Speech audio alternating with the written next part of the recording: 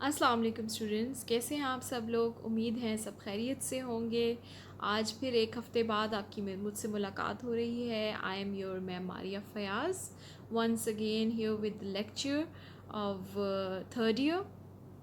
अभी जैसे कि आपको मालूम है कि आप सब मेरा लेक्चर ले रहे हैं शुरू से ही, तो आप सबको मालूम है कि लास्ट वीक से मैं स्टेशन लीव पे हूँ, यानी कि I am not at the station, I am not in Bahawalpur, I am travelling. और मैं अभी तक लाहौर में मौजूद हूँ। तो आपको मेरी सिचुएशन का अच्छी तरह से स्टूडेंट्स को अंदाज़ा है कि as I told you last time कि मेरे पास अभी आपकी बुक्स वगैरह या नोट्स नहीं हैं, क्योंकि जब मैं ट्रैवलिंग पे यहाँ पे आई थी तो अपने साथ मैं फ़ोर्थ ईयर का स्टफ़ सारा कैरी कर रही थी, because we were going with fourth year at that time. लेकिन जैसे ही मैं यहाँ पहुँची तो पता चला कि फोर्थ ईयर को रोल बैक करके थर्ड ईयर को दोबारा से लेके चलना है, क्योंकि आपकी थर्ड ईयर के एग्ज़ाम्स जो हैं वो अनाउंस हो गए हैं। तो I am in the same situation right now, ठीक है, because I am not at home. तो अभी भी वही सिचुएशन है कि I don't have the book and the notes etcetera with me. लेकिन बहरहाल आज हमने चूँकि हम पाकिस्तान की एजुकेशन पॉलिसीज़ के बारे में पढ़ रहे हैं, लास्ट टाइम जो हमारा टॉपिक था, तो उसके बाद आज हमने पाकिस्तान की जो कौमी तालीमी पॉलिसी 1970 है उसके बारे में हमने पढ़ना है। हमारा आज का टॉपिक है national education policy 1970। I have gathered few points from different sources, but you must be having your book with you. All of you must be having your book with you. So when I give you this lecture, what you have to do is to just keep your books with you, because in your books there must be much more topics related to or much more headings or subtopics related to this topic. तो बहुत सारी ऐसी details हो सकती हैं जो इस lecture में मौजूद ना हो, लेकिन आपकी किताब में डेफिनेटली मौजूद होंगी। तो आपने काइंडली उस किताब को देखते जाना है, लेकिन जो मेन पॉइंट्स हैं वो I am going to explain to you, right.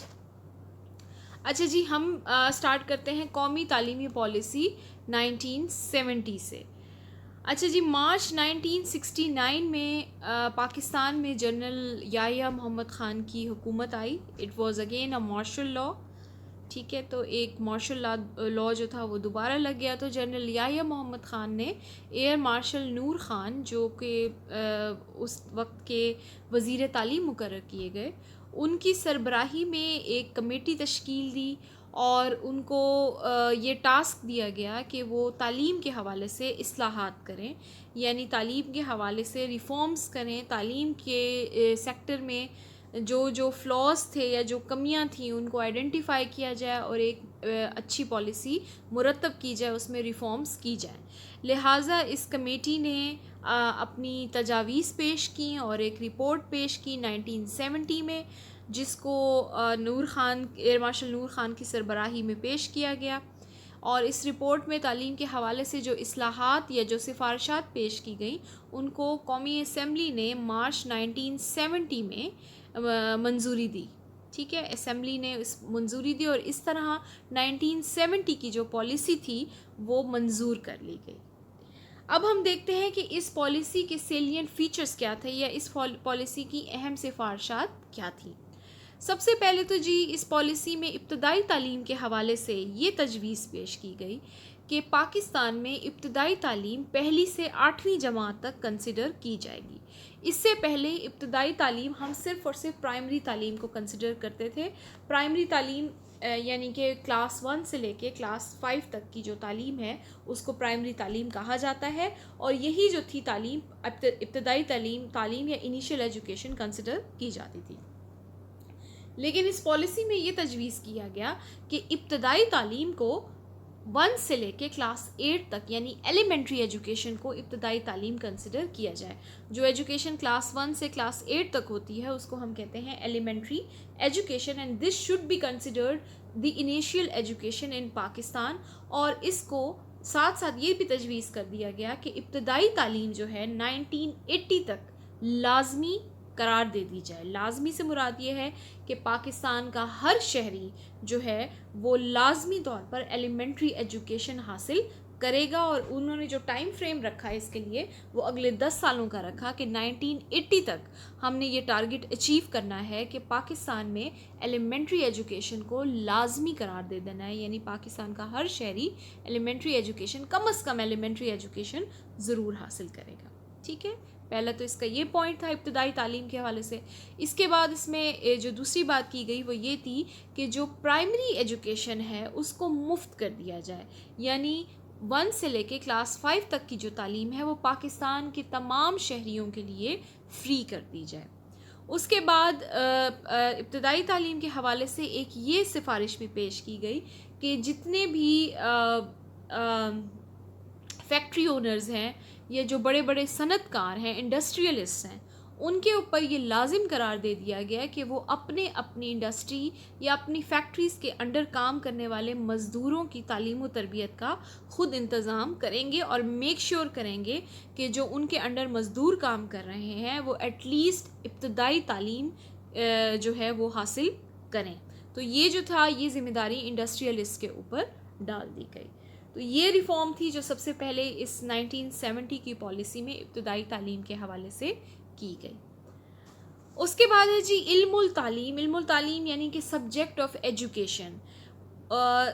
उस ज़माने में प्राइमरी की सतह पर, स्पेशली प्राइमरी की सतह पर असातिज़ा की कमी को दूर करने के लिए और तरबियत याफ्ता असातिज़ा के फ़रोग़ के लिए ये तजवीज़ पेश की गई कि इंटर और डिग्री की सतह पर इल्मुल तालीम यानी एजुकेशन को एक बाकायदा सब्जेक्ट और मज़मून के तौर पर जारी किया जाए, यानी कि education as a subject was introduced at inter and degree level as a result of the recommendation of this policy, so that अच्छे से बेहतर टीचर्स को ट्रेन किया जा सके जो कि प्राइमरी एजुकेशन में अपनी खिदमात अंजाम दे सके।